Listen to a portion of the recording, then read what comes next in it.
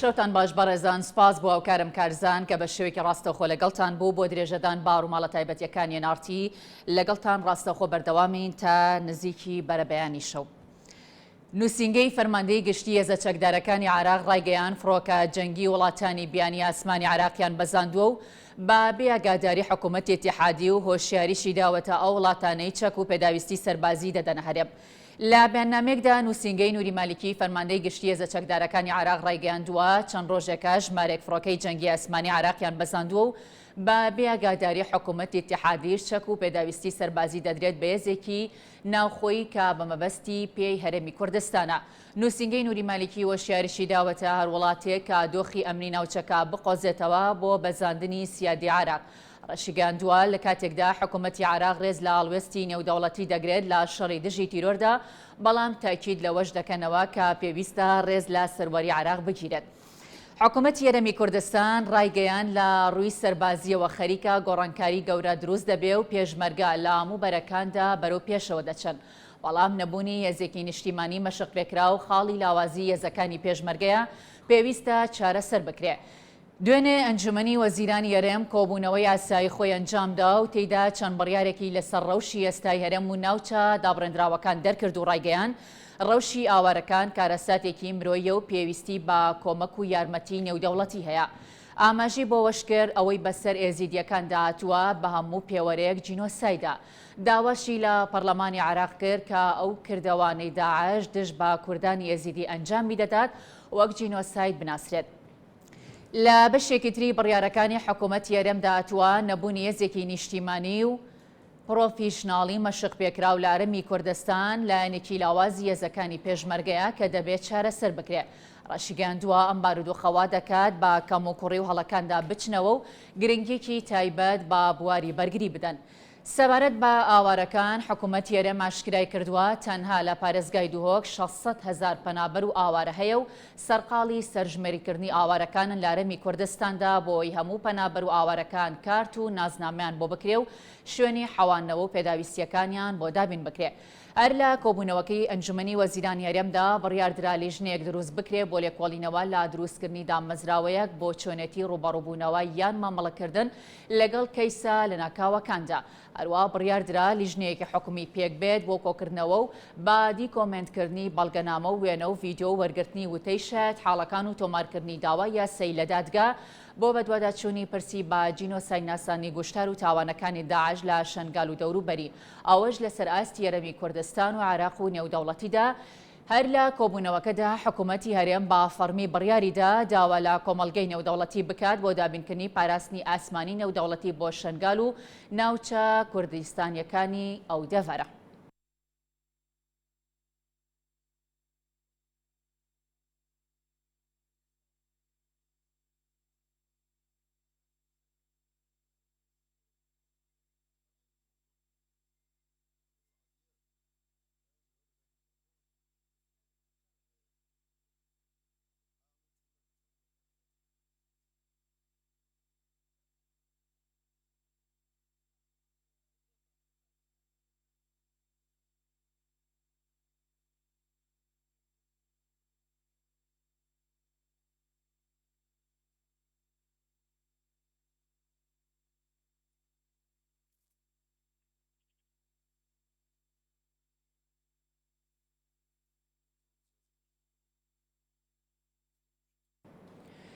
لە ئێستادا کورد خۆی بۆ دانوستان لەگەڵ بەغدا ئامادە دەکات. بەشێک لە سیاسیەکانی کوردیش پێیان وایە حکوومەتە نوێیەکەی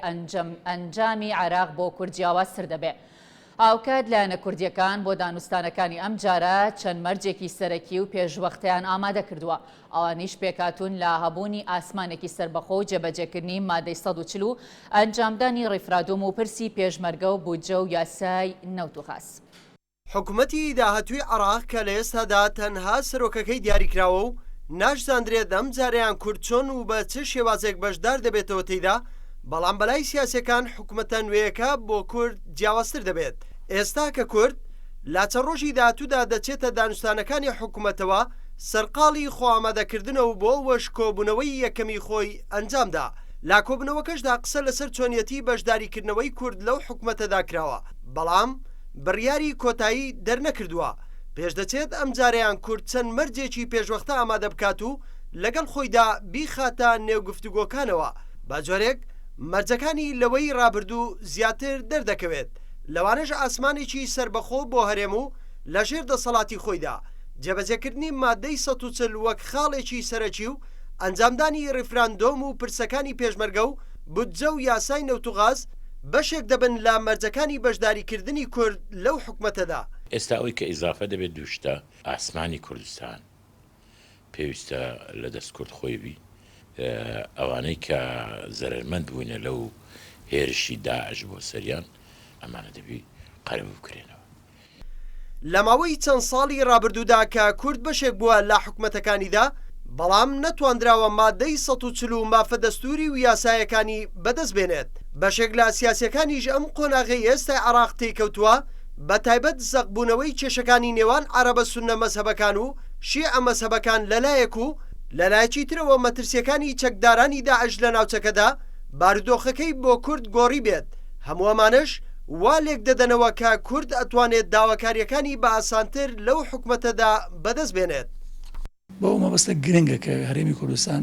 هەموو هێلکانی نەخاتە سەبەتەی شیعیش و سوننیش و ئەوەش و بگرە سوود لەو هاوپەیمانیی نێودەوڵەتی وەرگرە کە ئێستا پشتگیری پێشمەرگە هەرێمی کوردستان دەکرێت بۆ پاراستنی هەرێمی کوردستان لە داعش هەروە سوود لە ئەو هاوپەیمانێتی وەرگرە کە پێشتر لەگەڵ شیعەکان. ئێستا کە کورد مەبدەئیەن پشتیوانی خۆی بۆ حەیدەر عەبادی کاندیدی شیعەکان دەربڕیوە تا سەرۆکوەزیرانی داهاتووی عێراق بگرێتە دەست بەڵام هێشتا بەرچاوی کورد ڕوون نییە بەوەی کاخۆ عەبادی دواتر ناچێتەوە سەر هەمان ڕێگای حکومەتەکانی پێشوو بە تایبەت کە کاندیدی شیعەکان لە هەمان لستی دەوڵەتی یاسایە. بەڕای بەشێک لە چاودێران کورد پێویستە لەم قۆناغەدا هاوسەنجی نێوان سوننە و شیعەکان بپارێزێت چونکە سنوورەکانی هەرێمی کوردستان زیاتر هاوسنوورن لەگەڵ سوننەکانی عێراق لەوەی لەگەڵ شیعەکان چونکە وەک چاودێران دەڵێن لە ڕابردوودا کورد ئەو هاوسەنجەی نەپاراستووە و بەردەوام باجەکەشی داوە. سیستەمی تەوافقیەکە حەقیقی فیدرالیەکە حەقیقی تا دەستگایەکە حەقیقی کاتە دوو قۆناغی پێویستە لەگەڵ حەیدەر عەبادی یەکیان تەطبیع بی ئەوەی مالیکی کریتی کە بە زیادەڕە و بە ناقانونی هەڵوەشێتەوە ئی دومیش عێراقێکی دابڕێژ لەسەر ئەساسی ئەو چار مادەی کە باسمان کردو ئەوەی دەمێنێتەوە بەشێکی کەمە کە مەتاڵبی کوردی پێدر. با گوێرەی دەستوری عێراق پاش مانگێکی تر پێویستە حکوومەتی داهاتوو پێک بێندرێت بەڵام هێشتا نازاندرێت مەرجەکانی کورد لەو حکوومەتەدا جێ بۆ دەکرێتەوە یاخودنا. ئەنجامی دانوستانەکانی چەند ڕۆژی داهاتووی نێوان لایەنە سیاسەکان هەموو پرسیارانە وەڵام دەداتەوە کە کورد بەبێ جێبەجێکردنی مەرجەکانی بەشداری لە عێراقی داهاتوو دەکاتەوە یاخودنا. فەرمان محەممەد ئێنارتی هەولێر. بەڵێ بەڕێزان بۆ قسەکردنی زیاتر لەسەر بارودۆخی عێراق و هەرێمی کوردستان بەگشتی بە پێویستمانزانی ڕاستەوخۆ لە استۆدیۆ میوانداری بەڕێز کوێستان هەمەوەندی بکەین ئەندامی خولی پێشووی پەرلەمانی عێراق بەخێربێیت سەرچاوان. بەڵێ کوێستان خان سەرەتا بالۆ پرسیار و دەست پێ بکەین ئێستا کاتی دانوستانەکانە لە سەروبەندی دەستپێکردنی دانوستانەکانین ئایا کورد ئەبێت چ مەرجێکی پێشوەختی هەبێت بۆ بەشداریکردن لە حکوومەتی عێراقدا؟ وەکو خۆمان دەزانین هەموو سەروبەندی دروستبوونی حکوومەتەکانی عێراق کە کورد بەشداری کردووە پێشمەرجی هەبووە بەڵام ئەبێ بڵین ئایا کورد تا چەند زمانێک لەلایەنە سیاسەکانی عێراق وەرەگرێت بۆ جێبەجێکردنی ئەو مەرجانەی کە ئەیخاتە سەر مێزی گفتوگۆ بۆ بەشداریکردن حکوومەتی نوێی عێراقدا. کورد وەریگرتووە؟ نا بەڵام ئەبێ وەریگرێ ئەبێ لیژنەی دانوستانکار لە هەموو لایەنە سیاسەکانی کورد بن ئەوانەی کە کورسیانێ لە پەرلەمانی عێراقا و یەک و یەکدەنگ بن و داواکاریەکان داواکاریە نەتەوەیەکان بن نەک وەرگرتنی پۆست و پۆستی سیادی لە عێراقدا بێت. ئەم لایەنە سیاسیانە کە کورسیانەیە لە پەرلەمانی عێراقدا پێویستە پێشتر چەندین دانیشتن بکەن و بە یەک داواکاریەوە بڕۆن لەگەڵ لایەنە سیاسەکانی عێراقدا دابنیشن بۆ داواکاریەکانی میلەتی کورد داواکاریە نەتەوەیەکانمان کە خۆی بنێتەوە لە پێش داواکاریە خۆتان نەزانین ئێمە پێش داواکاری هەڵپێسێراومانەیە تا ئێستا خولاخولی حکوومەتەکان و خولاخولی پەرلەمانە چێت و هیچی جێبەجێ ناکرێ بەڵام لە هەموو سەروبەند و بەشداریکردنی حکوومەتەکانە بەڵێن بە جێبەجێکردنی و داواکاریانە دراوە بەڵام لە ئەخیرا پاشکەس بوونەتەوە پەراوێستکردنی لایەنەکانی تر هاتۆتە ئاراوە و حکوومەتی ڕابردووی عێراقیش خۆمان ئاگادارین حکوومەتی دروستکردنی ئەزەمات بوو لەبەرەوەی هەندێک داواکاری کورد پشتگوێ بخرێ کە نەتوانێت داوای بکە ئەزمای لە دوای ئەزمات دووبارە ئەبەوە نەتوانرا ئەو داواکاریانە جێبەجێکرێ بەڵام ئەم جارە پێویستە کورد پێداگیری بکە لە سەرەتاوە و زەمانێک وەربگرێت لەو نایەنە سیاسیانەی عێراق کە ئەو داواکاریانەی جێبەجێکایە کە لەوانە کێشەی نەوت و خاست بە هەڵپەسەریاوی ماوەتەوە ئێمە کێشەی دەرهێنانی نەوت و ئیستحقاقی دەرهێنانی نەوتمانە بە بەڵام ئێمە ئێستا کێشەی فرۆشتنی نەوت و داهاتی نەوتەکەمانە یعنی کێشەکان وەکو متەراکەم بووە کۆبەتەوە کێشەی تری لێبۆتەوە کێشەی ناوچەی دابڕاومان هەیە کێشەی بودجەمان هەیە خۆ تازان کێژەی پێشمەرگەمان هەیە و ئێستا بەڕووی ئەم هەموو قەیرانانە بووینەتەوە لە کوردستانە چەندین ئاوەڕە ڕووی کۆتە ئەم هەرێمە و بارودۆخی ئابووری و سیاسی کوردستان ناسەقامگیرە ئێمە لەو سات و کاتەیە کە دەچین بەشداری حکوومەتی عێراق دەکەین پێویستە بە شێوەیەکی نەتەوەیانە پێداکری لێ بکەین و خۆشتان نەزانن جیاوازی بیری بۆچوونی حیزبی بۆتە هۆی ئەوەی کە ئێمە زەرێرێکی زۆر گەورەمانێ با لە حکوومەتی عێراقیە پێویستە ئەو جیاوازیانەی ئێرە وەلا بنین بە یەک و یەکدەنگی جیاوازەکانمان لە کەرکووکەوە بەجێبەری نەک لە جەبەر حەمرینەوە هەمومان وەکو کورد بڕۆین داواکاریەکانمان بخەنە سەمی ئەگەر جێبەجیان کرد زەماوەگر ئەگەر جێبەجیانەکە بکشێنەوە کوێستانکان هۆکار چییە کە ئەو داواکاریانە لە چەند خاڵێکە ئاماژەی پێکرێ وەکو بەڕێزت ئێستا باست کرد 1 و 2 3 تا نهایی جێبەجێ ناکرێت بۆ کە جێبەجێ ناکرێت بۆ ئەڵەن ئەمە 1 2 3 تا 5 6 7 ئەڕوات و جێبەجێ ناکەن هۆکار چییە بۆ ئەوە ئێمە ئەگەر بە شێوەیەکی بەڵێن ئەدەن و بەڵێن و پاشکەس دەبنەوە بە شێوێکی ینی هەندێ ڕاستی هەیە لە ئەعلامە تۆزێ سەختە وتنی ئێمە خۆمان نەزانین عێراق دەستی دەرێکی و هەرێمی دەی با بەڕێوە یعنی ئەو شخصی کە نووری مالکی بۆ عێراقی بردووە بەڕێوە دەستی دەرەکی و هەرێمی بۆ ئاڕاستی کردووە دە هەمیشە ویستوەتی لایەنە هەرێمیەکان کە پشتیوانی بەڕێز مالکیان کردووە دڵیان ڕازی بکە خۆش دەزانی تا ئێستا بۆ قەزێنەتوایەتانی ئێمە کۆدەنکیەکی هەرێمی و دووەلیمان نییە پشتیوانیەکمان نییە ڕاستە لە هەندێک دانیشتە بەسەرکردەکانمان بەڵێنێن بەڵام لە واقع ئەوکەیەتە سەر ئەزی واقع پاشکەس دەبنەوە بەڵێ کوێستان خان ئەگەڕێمەوە وڵات بە دەرفەتی بە یارمەتی جەنابەت ئەگەڕێینەوە ئەچینە لای دکتۆر فەرهاد لە کەلار کە لە ڕێگەی مانگە دەستکردەکانەوە ڕاستەخۆ لەگەڵمانە سڵاوت لێبێت کاک دکتۆر سڵاو لێوە لە هەموو بینەرانی کەناڵی NRT زۆر سپاس کاک دکتۆر ئایا حەیدەر عەبادی کە ئێستا ڕاست پێراوە بۆ پێکێنانی حکوومەت دەستی کردو بە گفتوگۆکردن لەگەڵ لایەنەکاندا یان هیچ گفتوگۆیەک لەگەڵ کووردا کراوە بۆ بەشداریکردن لە حکوومەتدا تا ئێستا بە ڕسمی دەست نەکراوە بە گفتوگۆ لەگەڵ کووردا بۆ پێکێنانی حکوومەت بە پێی زانیاریەکانی ئێمە داوا کراوە حکوومەتی هەریام و لایەنە کوردستانیەکان وەفدی تەفاوزی خۆیان دیاری بکردن بە پێی سەرچاوەکان کە قسە لەسەر پێکێنانەکان پێم وایە ئەو وەفدە تەفاوزی کە پێشتر دروست کراوە دەنگۆی ئەوە هەیە کە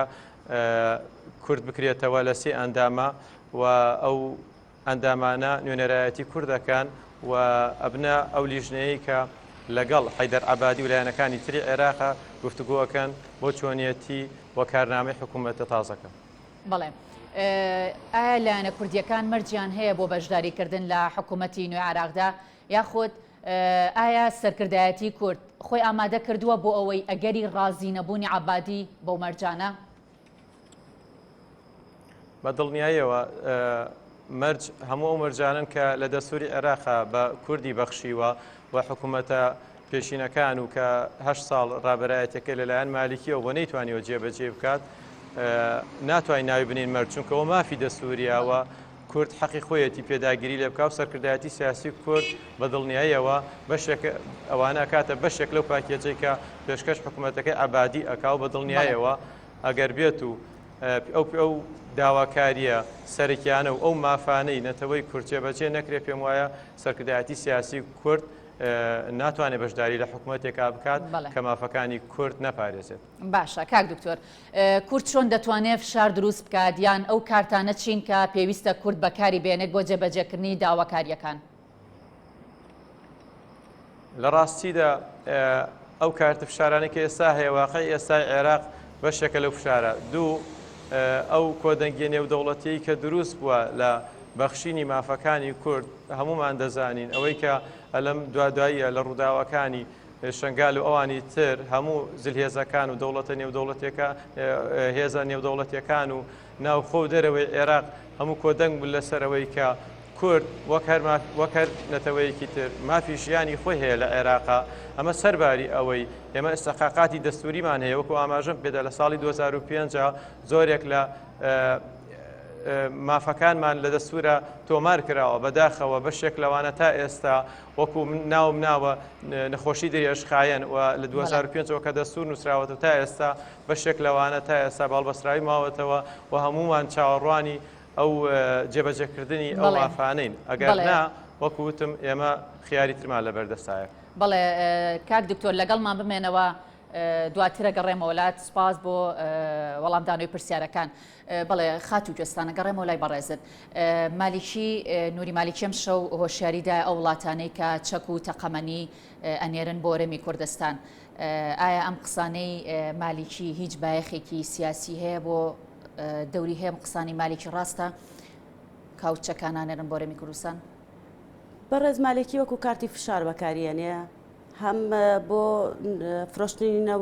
نەوتی هەرێمیش بەکاری هێنا خۆتان زانن داوای سکاڵای تۆمار کرد لەسەر فرۆشتنی نەوتەکە و ئێستاژ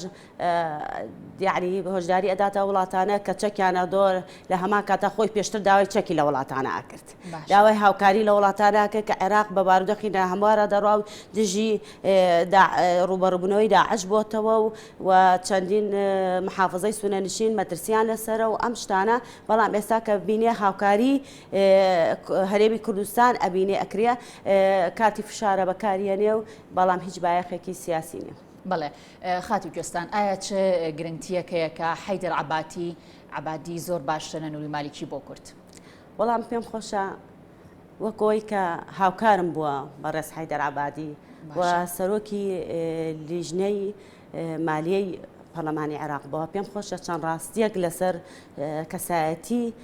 عەبادی باس بکەم. عەبادی جێبەجێکەری هەموو بەرنامەکانی بەڕێز مالیکی بۆ لە پەرلەمانە پشتیوانی هەموو بڕیارێکی چاک و خراپی مالێکی کردووە ئەوەندە توندڕەوانە هەڵس و کەوتی دەکرد زۆر جالیانەکانی ترمان ئاگادار دەکردەوە کە یەک تۆز بەڕێز حەیدەر عەبادی هێور بکەنەوە. حەیدەر عەبادی بە یعنی دەستێکی زۆر دوای مالێکی سەرسەخت بووە لە پەرلەمانە بۆ بڕینی موازنە و بودجەی هەرێمی کوردستان. هەمیشە ئێمە ئاگادارمان کردوێتەوە گفتوگۆمان لەگەڵا کردووە لە پەرلەمانە بەڵام ئینسانێکە بڕیاری خۆی ناگۆڕێ و بە حەیدەر عەبادی و حەنان فەتلاوی زۆر دژی داواکاریەکانی هەرێمی کوردستانن دژی مافەکانی هەرێمی کوردستان مافە دەستوریەکانی هەرێمی کوردستانن لەبەرەوە من ترسێکم هەیە لە داهاتووە لەسەر بەڕێز عەبادی کە زۆر لە مالکی خراپتر بێ بەرامبەر بە مافە نەتەوایەتەکانی ئێمە. باشە ئەی کورد چۆن خۆی ئامادە بکات بۆ ئەو مەترسیانە؟ کورد چۆن خۆی ئاماداکە ئەوە لەخوا بەزیابێمە سەر و کۆمارمان کووردە و پێشتریش لە پەرلەمانە لەگەڵمان بۆ خۆی ئاگاداری هەموو دەکارەکانەوە پێشتریش هەر لە سەرتای دروستبوونی حکومەتی نوێی عێراقەوە لەوێ و هەموو لایەنە سیاسیەکان دەناسێ ئەوە چەند کەسێکی زۆر بەتوانامان هەیە و ئەندام پەرلەمانن لەوێ ئەبێ بە شێوەیەک بێت کە ئەمانە مساومە لەسەر مافە دەستوریەکانی هەرێمی کوردستان نەکەن. بەڵێ حەیدەر عەبادی بەڕێزت وتت کەسێکی کوردە و جێگەی مالیکی گرتوێتەوە ئایا حەیدەر مالیکی ببوورە حەیدەر عەبادی هیچ گرنگتێکی ئەوەی هەیە کە کورد ئیتر ئامانەتی ئەوەی هەبێ سەر و ماڵی هاوڵاتیان بپارێزێ وەکو پێچەوانی مالیکی نەبێت بۆ نمونە مالیکی ئەو هەموو کوشتار و شەڕ و ئاژا و شتەکە ئەندرایەوانێ بەرپرس بوو مالیکی ئایا حەیدەر عەبادی گرنگتیەدا بە کورد کە جارێکی تر ئەوە دووبارە نەبێتەوە؟ ئەو ئەمێنێتەوە سەر دوای دانستانەکان و لیژنەی دانوستانکاری هەرێم تا چەند دانیشتن و ئەگەنە ئەو ئەنجامەی کە ئەو گرنگتیە لە بەڕێز عەبادی وەربگرن. بەڵام بەڕێز عەبادی بۆ چوونی من زۆر بۆ چوونەکانی لە بەڕێز مالیکیەوە نزیکە و بڕواناکەم ئەگە گرنگتیش بە بڕواناکەم بتوانێت بە تەواوەتی جێبەجێ بکات. دەسەوڕەکەم وەکو مالێکی لایەنەکانی تر پەرایست بخوا پاشگەز بێتەوە لە بەڵێنانی، چونکە ئێستا خۆشتان نزانن بەڕێز مالێکی لە سەرەتایە زۆر پێویستی بە کورد بوو و زۆر بەڵێنی بریقەداریدا هەر دانانی بەڕێز مالێکی لە هەولێر بوو بە پشتیوانی کوردیش مالێکی دەورەی دووەمی حکوومەتەکەی وەرگرتەوە، بەڵام دوای ئەوە نەک پاشگەز بۆەوە لایەنەکانی تریشی پەراوێز خستووە زۆر تاگڕەوانە هەڵسوکەوتی کرد و بڕیاریدا بۆ هیچ لایەنێکی سیاسی لە عێراقدا نەسوونە نەکورد نەگەڕایەوە بۆ هەموو بڕیارەکانی خۆی زۆر تاگڕەوانە بوو. ئایا گرنگی چییە بەڕێز عەبادی بەو شێوەیە نابێ ئەوە بێ بۆ داهاتووی هەڵگرین و بە لیژنەی داستانکاری هەڵبگرین، چونکە من زۆر گەشتبین نیم. بەڵێ سپاس بۆ کوێستان هەمەوەندی ئەندامی خولی پێشی پەرلەمانی عێراق، سپاس بۆ وەڵامی سەرجەم پرسیارەکان کە وەکو خۆی پرسیارەکانەدایەوە سپاس. بەڵێ کاک دکتۆرە گەڕێمەوە لای بەڕێزت ئەگەر لەگەڵمان ما بێتیتەوە بەڕێز دکتۆر فەرهاد قادر ئەندامی پەرلەمانی عێراق. بەڵێ دووبارە سڵاوت لەبێ کاک دکتۆر، میکانیزمی دابەشکردنی پشکی کورد چۆن دەبێت لە نێوان لایەنە سیاسیەکانی هەرێمدا؟ لە ڕاستیدا ئەوەی بەلای هەوارەوە جێگەی خۆشحاڵیە ئەوەیە هەموو لایەنە کوردستانیەکان کۆکن لەسەر ئەوەی کە بەهیچ شێوەیەک دوای قسە لەسەر پۆستە سیادیەکان و پۆستە ناسیادیەکان نەکرێت لە ناو حکوومەتی عێراقیە هەتا نەزانی کارنامەکە چییە و تا چەند مافەنەتەوەیەکانی کورد دەسەبەرەکە. ئەمە جێگەی خۆشحاڵی ئەواتە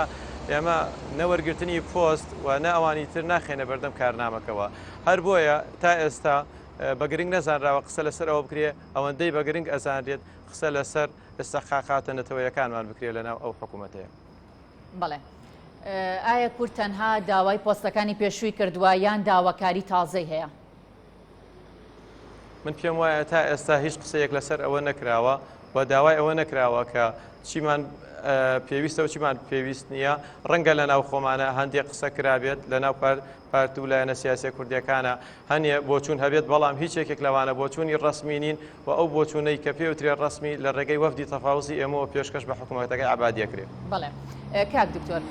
پێشتر کورد بە ڕێژەی لە سەدا 17 بەشداری دەکات یان بەرنامەی وەرگرتنی پۆستی زیاتری هەیە لە حکوومەتی نوێ عێراقدا؟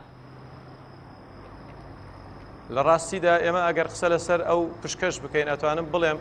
هەر لە داهات و لە بودجەشەوە ئێمە سەدا 17ەکەمان بەرنەکەوتووە، هەرچەندە بە پێی ئەوەی کە ئستحقاقاتی مالی خۆمانە دەبێت سەدا 17 بێت، چونکە هەموو دەزانین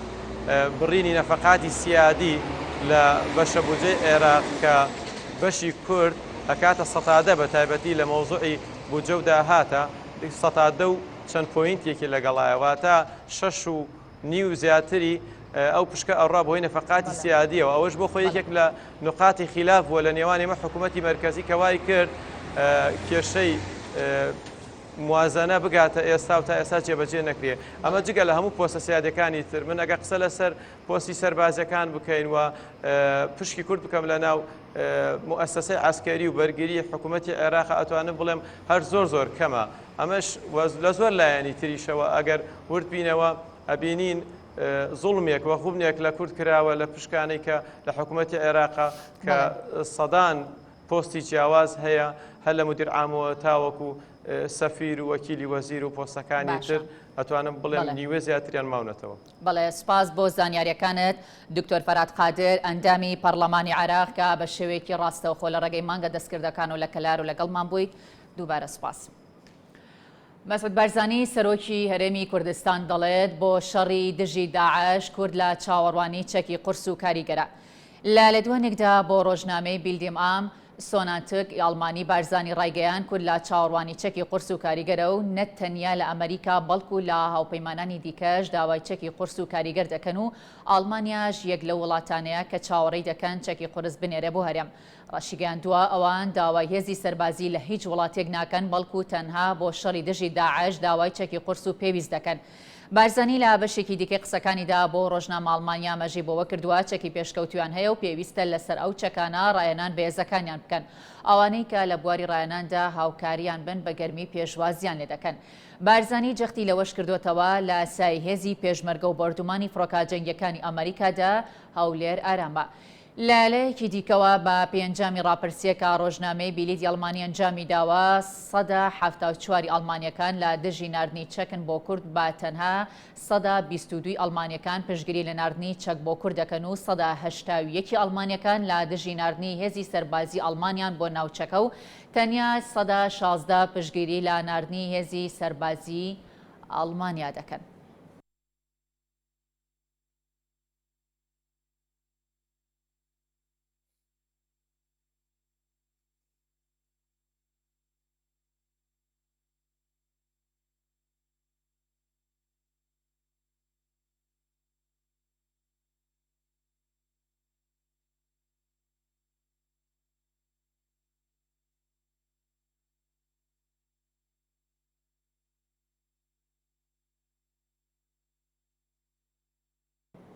بەڵێ بەڕێزان ئێستا ڕاستەوخۆچینە لای دکتۆر سامان حسێن بەرزنجی بەڕێوەبەری گشتی تەندروستی هەولێر کا بەشێک ڕاستەوخۆ لە شاری هەولێر و لەگەڵمانە سڵاوت لەبێت کاک دکتۆر. شەوتان باش، زۆر سپاس. باشتر بۆ تۆ کاک دکتۆر، ڕەوشی تەندروستی ئاوارەکان بە گشتی چۆنە بە تایبەتی ئەو ئاوارانەی هاتوونەتە سنووری پارێزگای هەولێر؟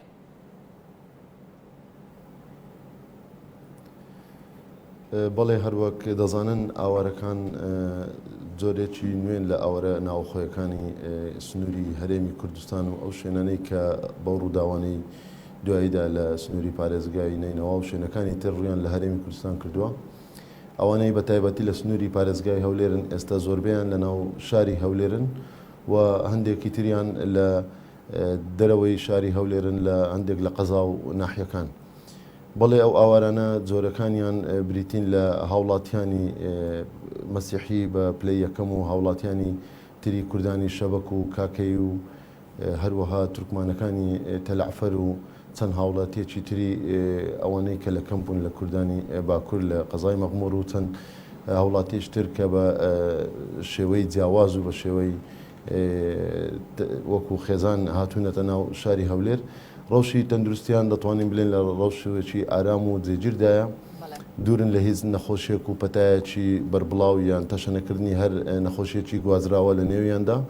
بەڵام وەکو خزمەتگوزاری تەندروستی بەردەوام هەر لە یەکەم ڕۆژەوە بەردەوام پێویستیان پێویستە و چارەسەری و لە ڕووی فریاگوزاری سەرەتاییەوە هەروەها لە ڕووی حالەتەکانی پێویستیان بە نەشتەرگەری و لە دایکبوون و چاودێریکردنی ڕەوشی تەندروستیان هەیە کە هەندێکیان لە ناو ئەو شوێنانەی تێدا جێگیر بوونە، هەندێکتریان بە شێوازی ڕەوانەکردن و باشە. کاک دکتۆر، ئایا ئێوە وەک بەڕێوەبەرایەتی هیچ تیمێکتان ئامادە کردووە بۆ ناردنیان بۆ ئەو پێشمەرگانی کە بریندارە بن لە حاڵەتەکانی لە بەرەکانی شەڕدا؟ بەتاکید ئێمە لە سنووری پارێزگای هەولێر لە نێوان 3 تا 4 میحۆرمان هەیە. ئەو میحۆرانەش لەو سنوورانەدا بە جێرەی ڕووداوەکانی ڕۆژانە ئێمە تعاملیان لەگەڵدا دەکەین لەگەڵ هێزەکانی پێشمەرگە و وەزارەتی پێشمەرگە و هەموو چین و توێژەکانی تری هێزە ئەمنیەکان و هەروەها لە ڕووی خزمەتگوزاریەوە ئێمە بە جێرەی ئەو پلانەی کە دامان ڕشتووە هەر لە سەرەتای دروستبوونی ئەو ڕووداوانە و ئەو پێشهاتانەی کە دامان نابوو بە جێرەی پلانەکانمان ئێمە قۆناغەکانمان بریتە لە قۆناغی یەکەم لە ڕێگەی تیمی ئەمبولانس و تیمە پزیشکەکان و نەخۆشخانە گەڕۆکان لە بەرەکانی بەرگری و بەرەکانی سنگەرەکانی پێشمەرگە کە وەکو هێڵی یەکەم پێشوازی لە هەر ڕووداوێک یان بریندارێک دەکەنەوە. دواتر نزیکترین بنکەی تەندروستی وەکو بنکەیەکی فریاگوزاری ئامادە کراوە لە میحۆرەکان وەکو لەوەی کە لە میحۆڕی ڕێگای مووسڵ یان ڕۆژهەڵاتی مووسڵ، هەروە میحۆڕی گوێر مەغموور، میحۆڕی دووبز ڕەشاد، ئەو بنکە فریاگوزاریانە کە بنکەیەکی جێگیر و ئێشکگیری 24 کاتژمێریە لە ڕووی پزیشک و کارمەند و تیمی ئەمبولانسەوە پێشوازی لەو ئەمبولانسانە یان ئەو بریندارانە دەکەن تاوەکو چارەسەری پێویستیان پێ بدەن ئەوەی کە دەگەڕێتەوە سەر سەنگەرەکان ئەوەی تریان ئەکە پێویست بێت بۆ ناو شاری هەولێر بۆ نەخۆشخانە فریاکەوتنەکان ڕەوانە دەکرێت بەگشتی نەخۆشخانەکانی ناو شاری هەولێر لە ئامادەباشی دانا و بەجێرە ئەو پلانی دامان ڕێشتووە کە هەمویان بۆ هەر پێشهاتێک ئامادەیی خۆیان داناوە کە پێشوازی لەو بریندارانەیان لەو ژمارانە بکەن کە پێشە بەڵام بە تایبەتی نەخۆشخانەکانی فریاکەوتن وەکو نەخۆشخانەیەکی بڵێ. بەڵێ باشە کاک دکتۆر، ئایا ئێوە وەک بەڕێوەبەرایەتی تەندروستی هەولێر هیچ ئامارێکی بریندارەکانتان لایە ئەوانی کە لە شەڕەکاندا بریندار بوون؟ لەبەرەوەی لە ماوەی ڕۆژانی ڕابردوویان دەتوانین بڵێن ئەو چەند هەفتەی ڕابردووە ڕووداوەکان دەستی پێکردووە ئێمە ئامارەکان جیاوازە ڕۆژانە ئامارەکانمان زیاتر دەدەینە وەزارەتی پێشمەرگە و هەروەها تیمەکانی وەزارەتی پێشمەرگە بۆ چاودێریکردنی ڕەوشی برینداران زیاتر لە ڕووی کارجێریەوە بەو کارە هەڵدەستن و ئامارەکانیش جیاوازە لە ڕووی چۆنیەتی و ژمارەوە کە دەگۆڕێت لە ڕۆژێک بۆ ڕۆژێکتر بە گوێرەی قەبارەی سەنگەرەکان کاتێک تێدا شەڕ و ڕوبەڕوونەوە لەگەڵ تیرۆرستان دەبێت یان نابێت. بەڵێ کاک دکتۆر، ئایا هیچ نەخۆشیێکی بەربڵاو لە ناو ئاوارەکاندا بڵاو بۆتەوە تا ئێستا؟ نەخێر هیچ نەخۆشیەک وەکو نەخۆشیێکی گوازراوە و تەشەنە بکرێ یان بڵین وەبا ئەکە بێت هیچ نەخۆشیەک لە ناو ئاوارەکاندا نیە، چونکە ئێمە لە وەکو باسمان کرد ژمارەیەکی زۆر لەو هاوڵاتیانەی کە ئاوارەنە و یان پێیان دەڵێن پەناهەندەکانی ناوخۆ ئێمە بە گوێرەی ئەو شارەزایەی کە لە ساڵی پاریشەوە زیاتر لە ساڵێک بەر لە ئێستا بەڕێستان دەزانن کە ڕەوشی ئاوارەکان ئێمە شارەزایەکی زۆر ماوەرگرت لە جێگیرکردن و سەرپەرشتکردیان بڵین چاودێریکردنی ڕەوشی تەندروستی ئاوارەکان کاتێک کە کوردانی ڕۆژئاوە لە نزیکەی 5 تا 6 کەمپ لە سنووری شاری هەولێرە بوون ئێستا لە 4 کەمپی نیظامی جێگیر کراون، بەڵام ئەو ئاوارانی ئێستا لە ڕووی نەخۆشیە و کە پەرتوبڵاو ببێ هیچ نەخۆشیێکی گوازراوە نییە. ئەوەی هەبوو چەند دیعایەک یان دەتوانین بڵێ پرۆپاگاندەیەکە بوو، چەند حالەتێکی مێکوتە بوو کە ئەویش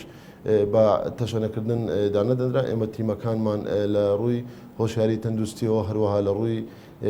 چاودێریکردنیانەوە چاودێری ڕەوشی تەندروستیان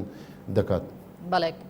دکتۆر سامان، ئایا ئەو ئەگەر نەخۆشیە یان حاڵەتێکی نەخوازرا لە ناو ئاوارەکاندا دروست ببێت هەر سەردانی هەمان بنکەی تەندروستیەکەن یاخۆت بنکەی تەندروستی تایبەتیان بۆ کراوەتەوە بۆ ئاوارەکان؟ شێوازی ئاوارەکانی ئێستا بە جێرەی ئەو ڕووداوانەی دواییدا جیاوازە. زۆرێک لە ئاوارەکان پەرتوبڵاون لە نێو خێزانەکان لە نێو خزم و کەس و دۆست و ناسیارەکانیاندا، بەڵام ئەوەی کە هەیە ئێستا ئێمە ئاوارەکانمان هەیە لە کەمپی بەحرکە کە لە سەرڕێگای بەحرکەیە، هەروەها لە ناو شارۆچکەی عەنکاوە لە چەندین شوێن وەکو لە کەنیسەکان، هەروەها لە بنکەی وەرزشیەکەی مەرکەز سەقافی، هەروەها لە ناو چەند قوتابخانەیەکن لە ناو پارک و ئەوانە لەبەرەوەی بە شێوەیەکی کۆکراوە لە یەک شوێندا جێگیرن بۆ ئێمە ئاسانترە ڕەوشی تەندروستیان لە ڕێگەی نەخۆشخانە گەڕۆکەکان و تیمەکانی ئەمبولانس تەندروستی ڕۆژانە بە بسیار کاتژمێر چاودێری تەندروستیان دەکەین. هەروەها هەندێک ئاوارەی تر هەیە کە لە ناو چەند بینایەکی بەتاڵ لە ناو شاری هەولێردا هەنیان لە قەزای خەبات داهانیان لە شەقلاوە وەکو بەڕێستان دەزانن ژمارەی زۆر لە ئاوارەکان لەوێن دەریشدا هەیە.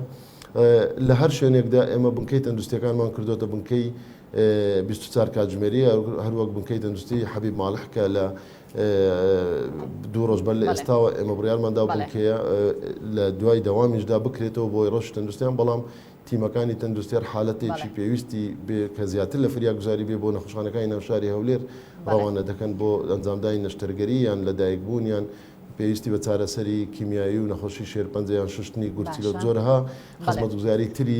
گەورەتر هەیە کە پێویست دەکات لە نەخۆشخانە. بڵێ دکتۆر سامان، ئایا هەوڵتاندا و بنکەی تەندروستی گەڕۆک دروست بکەن لە بازگەکان و ناو کەمپەکاندا خزمەتگوزاری تەندروستی دابین بکەن؟ بڵێ لە ئێمە چاوەڕوانی ئەوەین کە هەر کەمپێک کە دروست دەکرێت بنکەیەکی جێگیری بەردەوام کە بە 24 کاتژمێری وەکو ئەوەی کە لە کەمپەکانی تری دارەشەکران و کەوروگۆسک و قشتەپە و باسرمەدا بنکەی 24 کاتژمێری جێگیرمان هەیە، بەڵام ئێستاش لە بنکەی بەحرکە کە کوردانی شەبەک و کاکەیی لەوێندا جێگیر کراون، هەروەها لە ناو شارۆچکە عەنکاوە وەکو باسم کرد بنکەی تەندروستی حەبیب مالەح لە ناوڕاستی شارۆچکەی ئەنکاوەیە هەروە هەوڵمانداوە ئەو ئاوارانەی تر لە ڕێگەی نەخۆشخانە گەڕۆکەکان لەبەرەوەی ئەو ئاوارانە ئێستاکە پەرت و بڵاو بوونە لە هەر شوێنێکدا نیشتەجێ بەڵام بە شێوەیەکی کۆکراوە ئێمە ڕەوشی تەندروستیان چاودێری دەکەین هەر پێویستێکیان هەبێت لەوێن فریاگوزاری خێرایان فریاگوزاری سەرەتایی بۆ دەکرێت بۆ چارەسەری پێویستیش لە کاتی کە پێویستی بە نەخۆشخانەکان بێ ڕەوانە دەکرێت. بەڵێ دکتۆر سامان پێداویستی دەرمان لە هەولێر لە چه ئاستێکدا ئایا حکوومەتی عراق یا حکوومەتی ناوەند دەرمانە نێرێت ئەگەر ناینێرێت ئێوە چۆن دابینیەکەن؟ بابەتی دەرمان و پێداویستی پزیشکی بەڕێستان دەزانن ئەوە هەر خۆی لەسەر وەزارەتی تەندروستی عراقی فیدراالە کە لە بەشە بودجەی حکوومەتی هەرێمدا نییە لەبەرەوە بەشی سەرەکی ئێمە پێداویستەکانمان لە ساڵانی ڕابردووەشەوە وەکو کێشەیەکی درێژخایەن ئەو کێشەیە کە پەیوەستە بە هەموو کێشەکانی تری هەرێمی کوردستان لەگەڵ بەغدا ئەو کێشەیە هەرماوەتەوە بەوەی کە بەشی سەرەکیمان دەرمان لە سەرچاوەکەی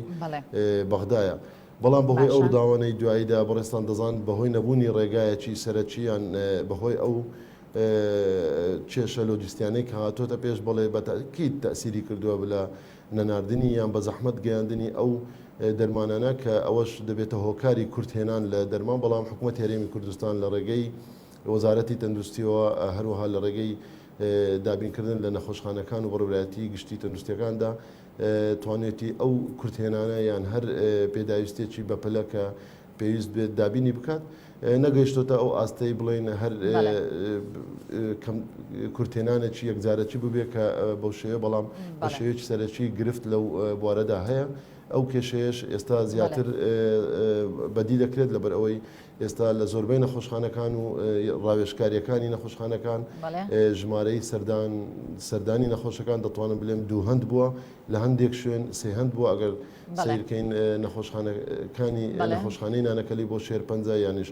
بەشی شوشتنی گورچیلا چەندین یان نەخۆشخانەی لەدایک بوون و منداڵان ئەوانە ژمارەیە یەکجار زۆری هاوڵاتیان بڵێ دەکەن بەهۆی ئەو ئاوارە زۆرەی کە ڕویان لە هەرێمی کوردستان کردووە کە لەو توانایەدا بەدەر لەو توانایە کە ئێستادا هەیە. باشە دکتۆر سامان ئایا تا ئێستا لەگەڵ ئەو هاوکارە نێودەوڵەتیانەی گەشتنەوەتە هەرێم هاوکاری تەندروستیاتۆتە هەرێم لەگەڵیان؟ ئێمە تا ئێستاش بەردەوام لە گفتوگۆ داین لەگەڵ ڕێکخراوەکانی نەتەوە یەکگرتوەکان ڕێکخراوەکانی UN و ڕێکخراوەکانی NGO هەندێک ڕێکخراوی تری جیاواز کە سەردانی هەرێمی کوردستان دەکەن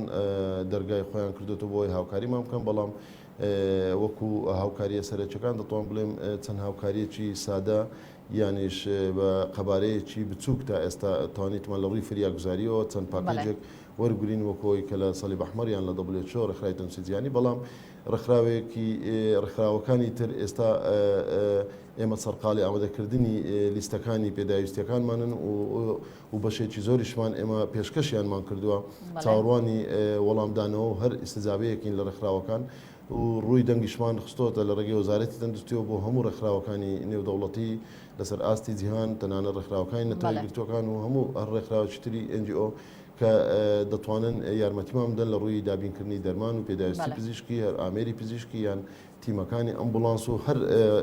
بوارێکی تری هاوکاری لۆجیستی ئێمە زۆر خۆشحاڵ دەبین بەو هاوکاریانە چونکە پێویستمان بە هاوکاریە لە بەهۆی قەیرانەکانی ئەو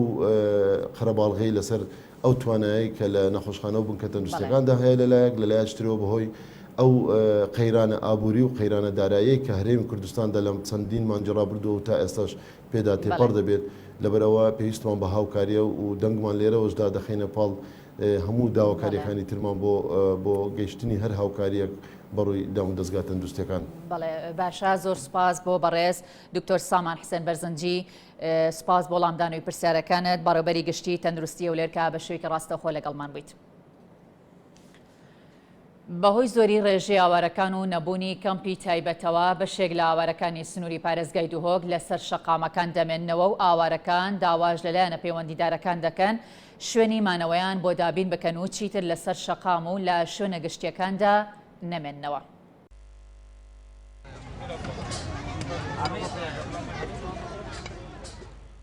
ئاوارەی نێزیدی دناوە کەمپاندا سەرباری خراپیە ڕەوشە ژیانەوان لێ خەمەکەوان یادن خما کس و کارن وانه اوین حتا نکان نکارینه دناوا کمپان دا کنجی ببن لورا دا خواست دکن او جی بهن دناوا کمپان دا کنجی ببن به هفر آگداریا خمین خوب ببن نذكر بعضنا تبروجينا بيجي واحد مستشفانا احمد برمرين يعني حالك خراب هنا وزي تشالك قلق معنا كشتي معنا عزو عائل برنا قيش جوجو عائل وزارو هم يخشي قالك هنا هاتينا كامبا هي قالك جيت خو جينا دينا بين هي قالك كسوكاي خونا دينا مخزبت خونا دينا بين قال يقودو بغانا يقودو هي يقودو ندينا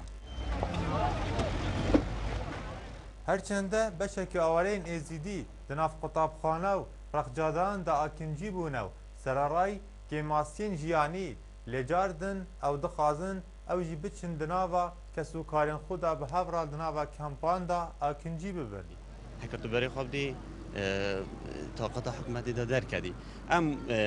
ما چکری وکو محوری تادی که همو انگلیال حکومت هاری ما کردستانه روزانه خورنه بودینه بویی که بشكل آزاردوانه حتی خود حزب کرد حکومت هرمی بگاوی مجیله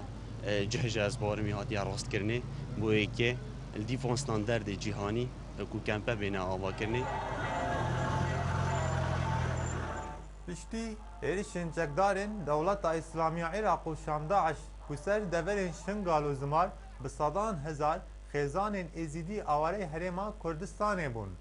دونیترین لدوان جدا وزیر کوچ و کوچبرن عراق دیار دکتن روش آورین ازیدی دنها دا روشک باجدا نینه ایاس کرم NRT دوک بەهۆی بڵاوبوونەوەی ئاوارەکانەوە لە ناوچە جیاوازەکان یەرەمی کوردستاندا تیمە پزیشکیەکان ناتوانن بە تەواوی کۆنتڕۆڵی بارودۆخی تەندروستیان بکەن و ئاوارەکانیش نیگەرانن لە خراپی بارودۆخی تەندروستیان. سربار جهلانا مال و حال خود در بدربون وانا و آکنجیبون دناو آواهین خواندنگه و کابلن سرجادیان جبلی پیدوین روزانه بوی کوچبران بونا سخلمی جی روشوانه هندید باش کرن لیوکه کوچبر دبیجن چافدریا سخلمی و دابین کرنا درمانان لسروانه ناید کرن که هن جوانه خودی نسخین بردام و پیتوین چاره سرین روزانه هنه درمان نه نینه درمان نوع صحی نین بری من اشکاف افسی چهار جامعات نیمه چوتش ندیده صحی من ندیدش شو درای صحی بو ما هاتینه نینه چهار سری و نه تخطور نین با نیف منای های نیف های کلا نه هکا مدرسه بنجیم نزان بس بو های کلا نه هاتینه تشتغنین بس به جماعت ما چون مستشفى ومستشفى ويالي شو بيشكا شو اشتكش مرة هاتي سنكارم بمشمش برشوكو لنقيت خواو أزف سكريمة شوي دري هتا درس ماشي ما بعجيبة أسكهشتي ما بدي ويجاير وكان دكتور ناتنا سرطان وكان نظامي خدنا خود على سريع وكان درمانات دنا ونادنا خدنا ما تختورك نديه نداينا ما تشتغل نداينا اندامه که پارلمان کردستانی جی اللجنه ساخلمی و جنگی جی دبیجه هیا دازتنن کرستن ساخلمی گشتن پارزگاه دو که بو چاره سریع پنابرانو چاواره هنالتنا دازتنن جی دهت کرن دانزتن درمان حتی لگه بید گشتی و هم توقعیتین که بترش دانزتن دیه درمان بگهنه دو که رکخراو جهانی یا منظمه الصحه العالميه يهات كسر خطي ركخراو انديش بتا يونيسيف ابد تايبت بساخلميا افرتا و زاروكا به اواجدي هوا کا واکسین دانی و دست بکیجی بگوی سنسری کردستانی و هر واساجی یما خاص لجش حکومت حریم کردستانی کو بوجبک تایبت تلخان کد بولای ساخلميا دگل هاتنا اوه رجا زورا کوچبرین ازدی بوی سنوری پارزگاه دو که لگوری داوی زانیارین ریوبریا گشتیا ساخلمیا پارزگاه دو که کو دیار کریه پنج جوانا به اگر ندیار گیان خوش دست دایو چه نخوشین گران و بربلاویش نوا وانا پیدا نبویه دلشاد انوار NRT دوک دوابە دوایەوەی مەسیحەکان و یەزیدیەکان و کاکەیەکان لە چەند ناوچەیەکی سەر با پارێزگای نینەوە ڕوبەڕووی هێرشەی کوشتن و ئاوارەبوونبوونەوە لە ئێستادا پەرلەمانی کوردستان بە ئامانگی نوێنەری سەرجەم کەمەنەتەوەکان سەرقاڵی تاوتۆکردنی پرۆژە یاسایەکی تایبەتن بە دەستەبەرکردنی مافی کەمەنەتەوەیەکان لە هەرێمی کوردستاندا. لەم راپۆرتەدا زانیاری ورد دەربارەی ناوەڕۆکی پرۆژە یاساکە دەخرێتە ڕوو با پێکەوە راپۆرتەکە لەو بارەیەوە ببینین. ڕاوێژکارانی پارلەمان بە هەماهەنگی نوێنەری سەرجەم کەمەنەتەوەکان سەرقاڵی تاوتوێکردنی پرۆژەی یاسای دەستەبەرکردنی مافە نەتەوەی و ئاینیەکانی پێکاتەکانن لە هەرێمی کوردستان. ئەمەش دوا بەدوای ئەو بارودۆخە ناجێگیرەی لە مانگی ڕابردۆ بەسەر هەر یەکە لە کەمەنەتەوەکانی مەسیحی و ئێزیدیەکان لە چەند ناوچەیەکی سەر بە پارێزگای نینەوە داهات سەدان هاوڵاتی ڕوبەڕووی ئاوارەی بوونەوە. ڕاوێژکاران و بەشێک لە پەرلەمانتاران بوونی وەها پرۆژەیەک بە زەرورەتێکی گرنگ هەژمار دەکەن بەتایبەت لە بارودۆخی ئێستای هەرێمی کوردستان. پرۆژەکە لە 19 مادە پێکاتوە کە تایبەتە بە تورکمانەکان و ئێزیدی و مەسیحی و شەبەک و کاکەیەکانی هەرێمی کوردستان. ئێستا خۆمان دەبینین لەو شەڕی کە تیرۆر دەیکات دژی کوردستان پێکاتە جیاوازەکان تووشی چ تراژیدایەک بوونەتەوە و چ جینۆسایتێک بەرامبەریان دەکرێت لەبەر ئەوە بەڕێی ئێمە پێویستە ئەم پرۆژەیە هەبێ و مناقەشە بکرێت بەڵام بەو مەرجەی نوێنەری هەموو پێکاتەکان خواست و بەرنامەیان تێدا جێگیر. لە مادەی هەشتی پرۆژەکەدا هاتووە دەبێت دەستەبەری یەکسانی لە نێوان سەرجەم پێکاتەکاندا بوونی هەبێت. بە جۆرێک ئەو کەمەنەتەوانن لەو ناوچانەی زۆرینەی پێکاتی دانیشتوانن خۆیان بەڕێوبەری خۆیان بن و خاوەن بڕیار بن. سەرۆکی دەستەی ناوچە جیناکۆکەکانی دەرەوەی ئیدارەی هەرێمیش ئاماژە بەوە دەکات پەسەندکردنی ئەو پرۆژەی یاسایە لە پەرلەمان پاڵپشتێکی نێودەوڵەتی دروست دەکات بۆ هەرێمی کوردستان. ئەم قانونە وەزوحیەکات بۆ خەڵکی ئەم ناوچانە بۆ ئەو خەڵکانەی کە لە کوردستانیش ئەژین بما فيها کەرکووک و ناوچەکانی تری دەرەوە ئیداری هەرێم کە حەقیان چییە کە بەشدار بن ئەگەر هاتنە بە شکلێکی ئیداری سەر هەرێمی کوردستان ئەمە سیقەیەک بۆ خەڵک پێیاکات. لە ئێستادا لیژنەیەکی دەکەسی کە پێکاتوە لە نوێنەری سەرجەم کەمەنەتەوەکان بە هەماهەنگی لیژنەی یاسای پەرلەمانی کوردستان و ڕاوێژکاران بڕیارە ڕۆژی دووشەمەی داهاتوو گفتوگۆ لەبارەی ئەو پرۆژەی یاسایەوە ئەنجام بدەن دواتر بیخەنە بەرنامەی کاری پەرلەمانەوە بۆ گفتوگۆکردن و پەسەندکردنی. لە ئێستاشدا لە کۆی 111 کورسی پەرلەمان 11 کورسی وەک کۆتا تایبەت کراوە بەو کەمەنەتەوانە و لە هەر سێ ئەنجومەنی پارێزگاکانی هەرێمیش کورسی کۆتایان هەیە. شێمەجاف NRT هەولێر. بەڵە بەڕێزان بە پێویستە زانین لە ئێستادا بچینە دووهۆک بۆ لای پامنێرمان سیپان ئامێدی. سڵاوت لەبێت سیپان، پێم وا بێت میوانێکی شت لەگەڵا سەباح بابیری سەرۆکی لیستی یەگرتوو لە ئەنجومەنی پارێزگای دووهۆک. فەرموو. ئەف دەمێتە باش بە لەوەکو تا ئاماژە بیکردی لە ڕەوشە ئاواران لە سنوورێ پارێزگا دووهۆکێ زۆربوونە ئاواران بووە هۆکاراوێت چەندێک و بارگەرانیە کازێ دەترژی سەریدارە پارێزگا دووهۆکێ دروست بیت گودنە هادا پترژە 700,000 ئاوارا و پەنابەر خۆجیهێن پارێزگا دووهۆکێ و دەردووراوێنە وەکو دیارژێک و زۆربە خاندنگەها زۆربە باڵاخانە هاتینە باڵاکردنژی بوو یەکێف ئاوارەت تێدا ئاکنجی بن هەیە و کێمژ بووان بهێن دروستکردن. ئیروژی ئەنجومەنێ پارێزگا دووهۆکێ کۆمبوونێک دیگەل پارێزگارە دووهۆکێ و دیگەل هەند ڕێوە بەریەندیە میریەن تایبەت ئەنجامدا ji بۆ یەکێ بگەین دەر ئەنجامێکی ji بوو چانیا پتر خزمەتکێنە ئەوان ئاوارەیە ji بوو بشێن کاریگەری سەروێ چەندێ بکەن سەر فشارێکە سەر حکوومەت سەرێکخەراوی نێودەوڵەتی ji بۆ بشێن زیاتر خزمەت ئەوان ئاوارە بکەن. دیگەلمەدا سەباح بابیری سەرۆکی لیستە یەکگرتووی ئیسلامیە کوردستان لە جڤاتا پارێزگا دووهۆکێ دیگەلمەدا بەلەمەستا شەف باش و بزانین ئەبرۆ کومبوونەوە لەسەر چ تەوەر بوو چ تەوەر بخۆبەتگرتن. دیارە ئەبروکە سەرداخوازە پارێزگاری دووهۆکێ ڕاستیە ئەنجومەنی پارێزگای کۆمبوونێک کرد و تێدا جەناب پارێزگاری و قایمقامێ دیوانە پارێزگای و هەروەسا چەندین ڕێوەبەرێت گشتیت شێنبژین دەوایرێت میری لە پارێزگا دووهۆکێ ئامادە بوون تێدا ئارماژ vê کومبوونە ئەو بوو ku هەر ینی ڕێوەبەرێک ئەو کاری حتانوکە هاتیە کرم بۆ پەنابەرە بژنە عرزکەتن کاچە هاتەکردن هەروەسا پارێزگاریژی راپۆرتەکات شێنبژین تێروتەسەل سەر ئەف کاری حتانوکە هاتیەکردن پشتی vê شێنبژین vê خاڵێ ئەو بوو ku چەندین پێشینیار و چەندین پرسیار ئاراستەی جەنابێ پارێزگاری و هەروەسا ڕێوەبەرە هاتەکردن ku دابشێن پتر خزمەتەوە پەنابەرە بکەین. ئەف گلێن هاتینکردن یان ئەف بووچوونێت هاتیکردنش لای ئەندامێت ئەنجومەنی بەهرەبتر چ خوبەتگیتن تایبەت و دیارە و تایبەت بوو بە ڕەوشە ئاوارەیان بە. يعني ديارة إيش وان خالد كوجي احتمالا حتى ونك الدفع أنجمني واضح نبو أو كوجمي بهارة حتى ونك هاتيت شنبجن تخصيص كرم بو بنابرة راستي يعني كوجمي كواضح نبو الدفع ماكو تده هذا ديار كرن هالوصا بسيار أفبو كو أف كوجمي بشي هاتي دانان تشبران هي وكو بارزجه بو أف بلانا يعني بار بيتا صرف كرم بو فانا خالدي أفبو كو وكو بسيار كاتي راستي كو جمريا كا چیم بجنی آورد نبود حتی اونو که نزانی حتی اونو که بالضبط عدد پنابرال چند پارێزگا دو که حتی تا اول نبتون تو نشیف که اوج ایشون خالبو وقت دیجی راستی چندین پیشینیار وکو فراکسیون گرتو تقدیم کردن شوانا مثلا هبونا پلیس هل داره قطابخانه چی زانتن اریک اکید مستقبلا دی آرچه چه بن یا دی ریخسنا درکتنا آواراج در قطابخانه کنه در وکیلی بتن چی گله که آرش احتمال حتی کمالاتی دی شن بجین چه بن خالا دی اول بکو بس شن بجین ترکیز لسر قطابخانه تکرد چی افریقا چندین آواران ایت کاولا و ایت سردابا و افریقا بری از بمبری از چوم سر عندك آوره هل بمیل حدیقه که یعنی افخ کسه نه کسی ها جهان آب بودشت نکهره بودشتن ویا بدن افری مبری فخوره رابن چندین پیشنهاد دی متقدم کردم بو درباره دروستکردن کمپان آیا گهشتن بریاره که جو دروستکردن کمپان آیا آگهیت و هنک و کم کار سرت دکن سنور پارێزگا هاتو که یعنی دیار دی ضيف او شت ما شن بجن زانش پارێزگا چند یعنی موضوع کمپا چندی خالق قوت گرفتن ایش وانو وکو چه هات آماده کردن 11 جهت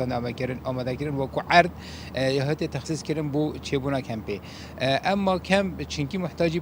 پاراج اف پاره هات دانان بتر بو شورت یومیات شن بجنیت پنابرانه موضوع چه کنه کمپانی اویا بتن دولت زلهس یو ان بت سر خطی منظمات دولی بن سر خطی حتی بشین وان کمپا چه لو ما افریقا سه کمپی دست بکن و کو بدایت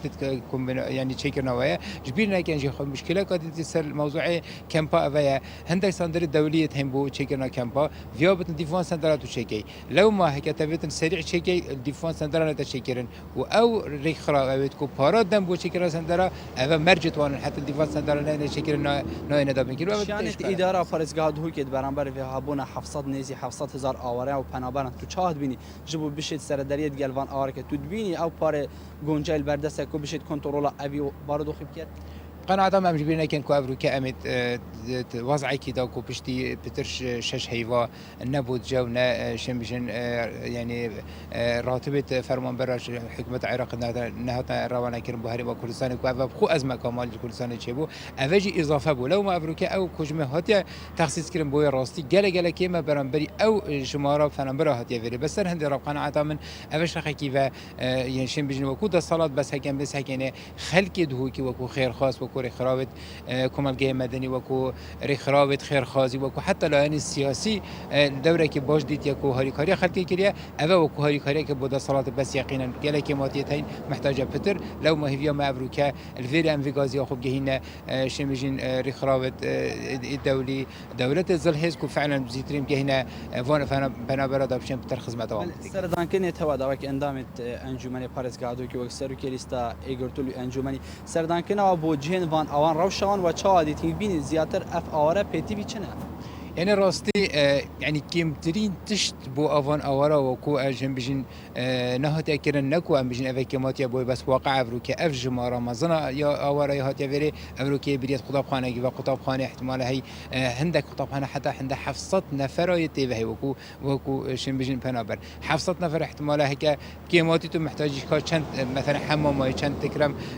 WSCI كان باقش كني أف مستلزمات همينينه جبليكو هندي في عدد دي أفروكية تكون موجودة في حديقة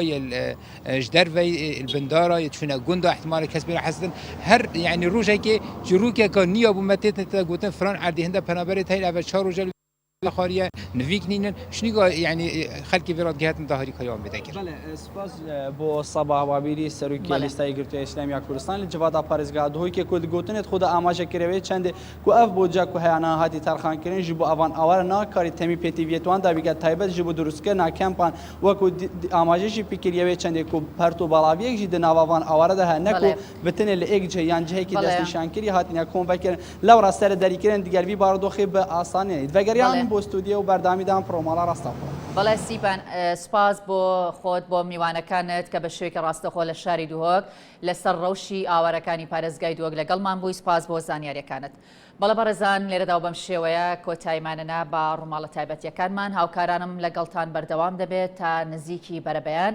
NRTیش لە هەموو پێشهاتێکدا بە زانیاری و هەواڵی ڕاست و دروست لەگەڵتان بەردەوام دەبێت شەوتان باش.